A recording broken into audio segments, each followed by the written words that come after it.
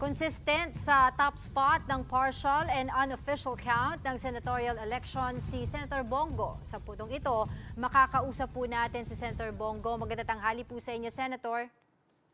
Magandang tanghali, Ma'am Angela, at sa mga kababayan nating nakikinig ngayon. Magandang tanghali po sa inyo lahat.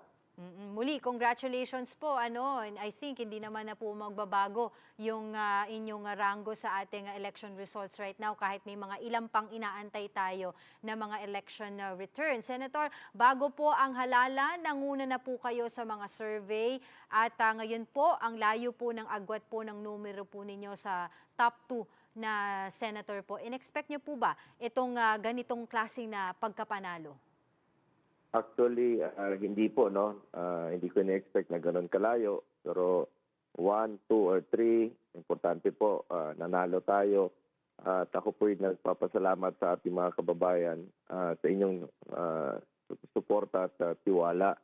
Dahil parang performance rating na po namin ito bilang isang incumbent senator ay hinuhusgahan kami kung nagtrabaho ba kami for the past 6 years bilang senador.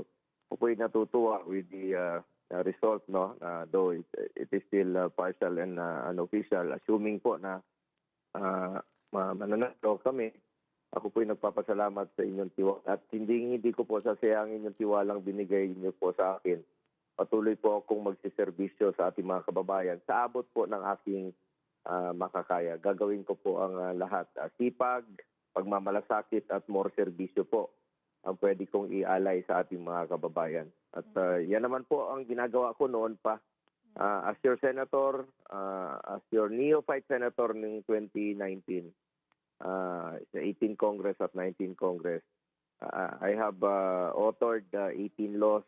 I have principally sponsored 84 laws, including upgrade of public hospitals, yung mga tinatayong mga hospital. And then, I have co-sponsored and co-authored 189 laws at wala po akong absent sa Senado dahil talagang sipag po ang pwede kong ialay sa inyo. At yan naman po inaasahan nyo sa amin na magtatrabaho po para sa Pilipino. Bukod po dun sa inyong mga nabanggit na inyong mga natrabaho sa Senado, ano pa po ba ang i-expect ng ating mga kababayan sa inyo pong pananatili sa Senado? Importante po ilapit natin ang serbisyo ng gobyerno sa ating mga kababayan at maiwasan po yung pagiging selective, no? Mga politika, yung mga tulong.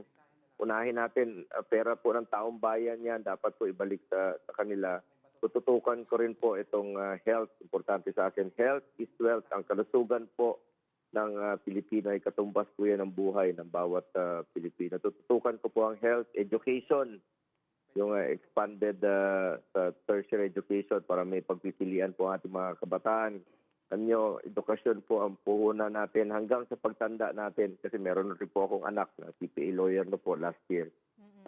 Talagang napakahalaga ng edukasyon. Ito'y dala-dala natin sa pagtanda at yan po'y pwedeng maipamana ng ating mga magulang sa atin yung magandang edukasyon.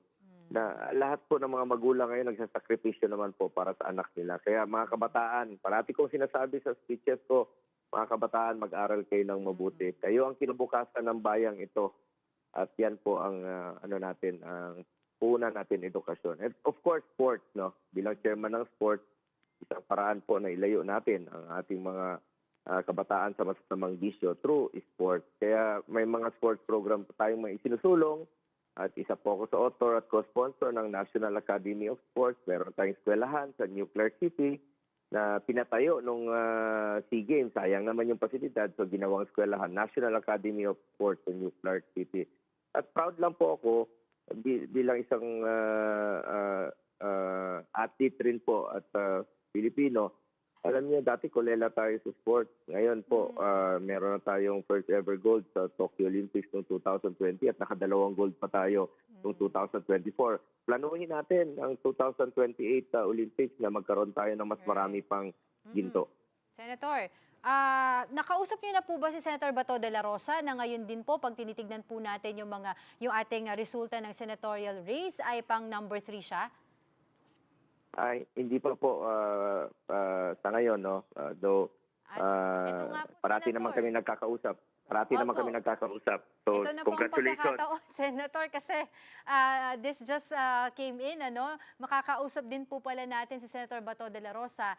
Ngayon din po, nakasalukuyang nasa top 3, as I've said, sa partial and unofficial count po ng ating eleksyon. Senator Bato, good morning, ay, good afternoon po. Senator Bato? Ako, nawala pala siya. Senator Bato, are you there? Wala.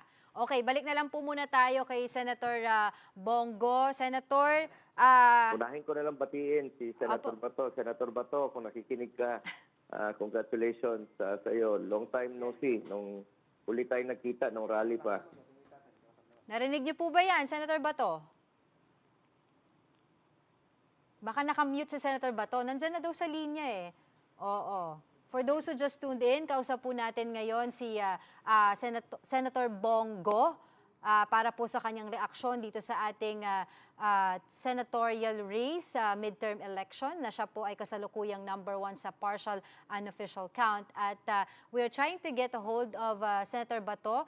Can you hear us okay po, Senator Bato? Wala pa. Okay, balik na lang po tayo sa inyo, Senator Bongo. Apologies for that. Meron po ba tayong impormasyon kung naipaabot na po ba kay former President Rodrigo Duterte yung resulta din po ng eleksyon sa Davao na nakita din po natin landslide yung kanyang pagkapanalo po doon? Una, congratulations po sa Duterte family, kay Mayor Rodrigo Duterte, landslide po, at Vice Mayor Baste Duterte, Congressman Duterte, ang dalawang distrito po, no. Yung bago naman si Kapitan Omar ay mananalo na rin po sa 2nd District.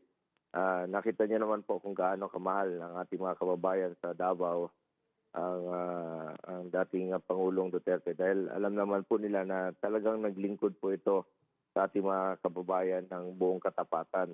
At ako po ay naniniwala with that overwhelming mandate ay makikita niyo naman po talaga nagtrabaho. Hindi lang po Opo. sa Davao, sa buong Pilipinas noong nakaraang 6 na taon, binigay niya po ang lahat ng kanyang makakaya. Kaya nga po maganda yung rating niya nung umalis po siya bilang presidente. Ngayon, bumalik siya sa Davao, nakita niyo naman po yung pagmamahal pa rin po ng mga Davaoenyo. Oo, Congratulations po. Opo. Lastly po, Senator Bongo, sa pagkakataong ito po ba ay nagkausap na rin po kayo ni Vice President Sara Duterte regarding this victory? At may plano po ba kayong bisitahin si former President Rodrigo Duterte sa The Hague? Sa ngayon po, hindi ko pa po nakakausap yung mga kasamahan natin sa kampanya. Actually, dahil nakamonitor tayo dito sa resulta. At ako rin po ay nagpapasalamat sa ating Vice Presidente sa kanyang tulong sa Duterte during the campaign. No? Malaking bagay po yun. Salamat po, Vice President Inday. Yung sa katanungan niyo naman po to visit, gusto po namin, no? Nag-aantay na lang po kami ng tamang panahon kung maaari ho ba kami makabisita, dahil ngayon pamilya lang po ang pwedeng bumisita at yung legal team, kahit na pumunta ka ron, hindi ka rin po makakapasok. Depende po yun sa kung papayagang pumasok po. Muli, congratulations po at maraming salamat sa inyong oras, Senator Bongo.